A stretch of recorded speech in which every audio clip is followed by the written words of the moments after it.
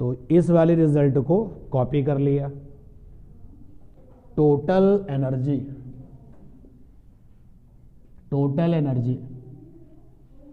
Capital E की value है -me⁴ upon 8h² epsilon not square, 8h² epsilon not square, साथ में है z² और n²। अब ध्यान देना, जो लोगों को इजी वे में याद रहता है उनको ये याद रहता है total energy is equal to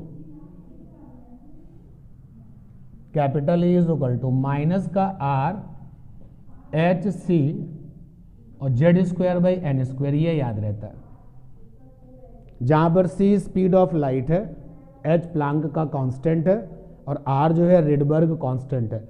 मैंने इसलिए लिख दिया जैसे मान लो कभी तुम भूल जाओ तो तुम्हें प्रोसेसिंग पता रहे कि अगर तुम किसी से पूछो कि टोटल एनर्जी का फार्मूला बताओ, तो 100 लोगों से अगर पूछोगे तो 99 लोग आपको ये बताएंगे, क्योंकि ये आसान है, इसको याद रखना आसान है, और केवल 1% लोग ऐसे होंगे जो इसको बताएंगे। तो ये हमें लाना है। तो देखो जरा, z²/n² तो ऑलरेडी है, H और C और आना चाहिए। तो यहां पर हम क्या कर रहे हैं, H और C से मल्टीप्लाई कर दे रहे हैं, me⁴, और ये रहा 8h² एप्सिलॉन नॉट स्क्वायर, और यहां पर H और C से मल्टीप्लाई किया और नीचे H और C से डिवाइड किया और z²/n²।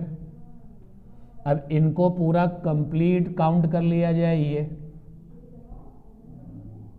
ये पूरा एक क्या रहेगा, कांस्टेंट ही रहेगा।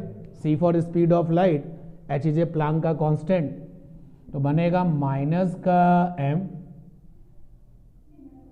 e⁴, ये H और ये H मिलके क्या हो गए, 8h³ एप्सिलॉन नॉट स्क्वायर और साथ में C। Now this is the complete constant, और फिर ये H और C अलग हो गया, z²/n²। तो यही जो ब्रैकेट है वो क्या कहलाता है, Rydberg constant.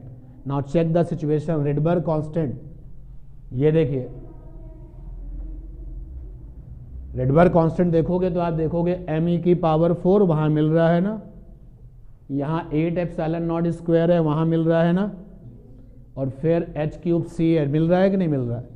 That constant is called Rydberg constant.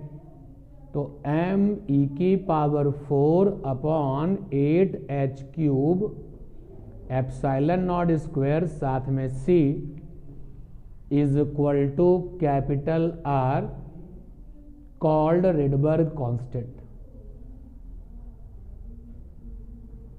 Rydberg constant. जब आप इसकी SI वैल्यू निकालते हो विद SI वैल्यू, तो SI वैल्यू निकालने के लिए m का मतलब क्या है, इलेक्ट्रॉन का मास, E का मतलब आपको पता ही है 1.6। तो जितने भी लोग वहां पर आ रहे हैं सबकी वैल्यूज आपको पता है, और जब आप इसकी वैल्यू निकालते हो SI में तो आता है 1.097 और 10⁻⁷, तो निकल के आता है 1.097 और 10⁻⁷, और मीटर इनवर्स SI में जब इसको आप सॉल्व करोगे तो ये निकल के आएगा।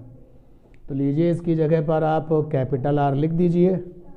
तो आपके सामने अब जो टोटल एनर्जी का फार्मूला आएगा वो वास्तव में वैसा ही आएगा कि आपको भी ये हमेशा के लिए याद हो जाएगा, RH C अपॉन में RH C इंटू में z² और n²। ठीक, अब देखो R रिडबर्ग कांस्टेंट है, H भी क्या है, प्लैंक का कांस्टेंट है, और C क्या है, स्पीड ऑफ लाइट है।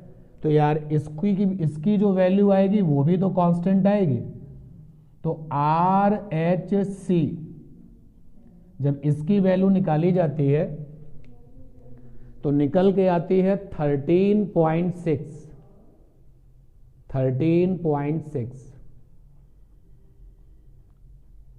लेकिन ये इलेक्ट्रॉन वोल्ट में आती है। किसमें, इलेक्ट्रॉन वोल्ट में, जूल में नहीं। भाई आपको लग रहा होगा कि E फॉर एनर्जी है तो जूल में लिखा जाए, लेकिन जब हम RH की वैल्यू 13.6 निकालते हैं तो किसमें, इलेक्ट्रॉन वोल्ट में निकालते हैं। और अगर हम इसकी जगह पर यही लिखना पसंद करते हैं कि माइनस का 13.6 और Z²/n², तो हमारे ऊपर भी ये प्रतिबंध लग जाता है, बाउंडेशन हो जाती है कि अब हम Z और n की वैल्यू लेने के बाद रिजल्ट किस में निकालेंगे, इलेक्ट्रॉन वोल्ट में। ठीक है, तो जो टोटल एनर्जी आपने लास्ट वाली क्लास में बड़ा ही टिपिकल सा फार्मूला जो निकाला था, वो आने वाले समय के लिए अब बहुत आसान हो गया है, लेकिन कुछ बाउंडेशंस हैं साथ में कि भाई अब ये अगर हम फार्मूला यूज़ करेंगे तो 100% किस में, इलेक्ट्रॉन वोल्ट में। ठीक है, तो आज की क्लास की स्टार्टिंग करिए यहाँ से और क्वेश्चन बना लीजिए अपने लिए। क्वेश्चन बनाइए कि prove that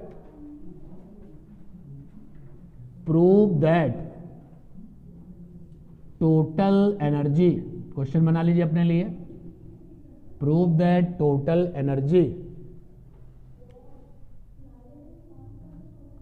in nth orbit, और ऑर्बिट में कौन होगा, इलेक्ट्रॉन ही तो होगा ना। तो prove that total energy in nth orbit is minus का 13.6 Z²/n² इलेक्ट्रॉन वोल्ट। तो इसको जब आप एज ए क्वेश्चन बना लेंगे तो ये रहा आपका सॉल्यूशन। We know that